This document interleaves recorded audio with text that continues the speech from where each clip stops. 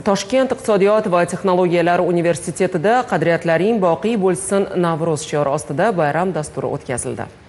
Sumalak bazmi va Navruz qadriyatlarini o'zida mujassam etgan yoshlar saylida universitet talaba yoshlari respublikamizning turli viloyatlariga xos bo'lgan udumlarni namoyish etishdi.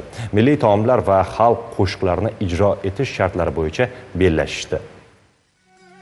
O'zbek milliy liboslarining hech biri bir-biriga o'xshash emas. Ular hudud, undagi aholining yashash tarzi, iqlimga mos tarzda shakllangan va hozirga qadar bu farqni saqlab qolmoqda. Misol keltirsak, Buxoroda ayollarning liboslari rang-barang shoydan tayyorlanganligi va kengligi, turfa rangli ro'mollar, zargarlik buyumlari bilan hammada yorqin taassurot qoldira olgan.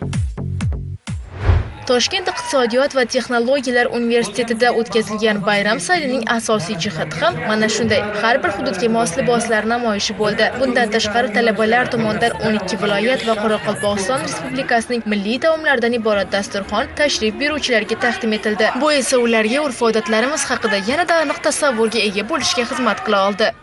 Ko'rib turibsizlar, mana har bir viloyat bo'yicha qadriyatlarni talabalarimiz tomonidan ko'rsatishga harakat qilingan. Masalan, Farg'ona viloyatidagi Andijon, Namangan yoki Surxondaryo viloyatidagi Qashqadaryo yoki aytib o'tish kerakki, talabalarimizni, ya'ni kelgusi avlodga qoldiradigan qadriyatlarimizni, ya'ni o'zida mujassam etib ko'rsata olishi bizni bugungi kunda quvontiryapti. Yana aytish kerak, mana shukuh ko'ryapsizlar. Talabalar, ya'ni o'zbek milliy madaniyatiga munosabati ijobiyligi bizni xursand qiladi.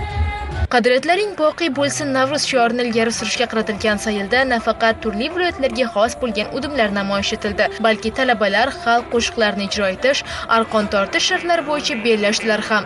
Bizning O'zbekistonimizda albatta milliy qadriyatlarimiz bilan, milliy urf-odatlarimiz bilan mashhurmiz albatta. Bu yana ham insonlarni o'ziga jalb qiladi. Ya'ni milliyligimiz bu bizni o'zimizni chiroyli qilib turadigan, xalqimizni chiroyli qilib turadigan urf-odatlar asosan milliyligimiz hisoblanadi. Bizda Farg'ona viloyati pakchilik bilan mashhur bo'lgan albatta.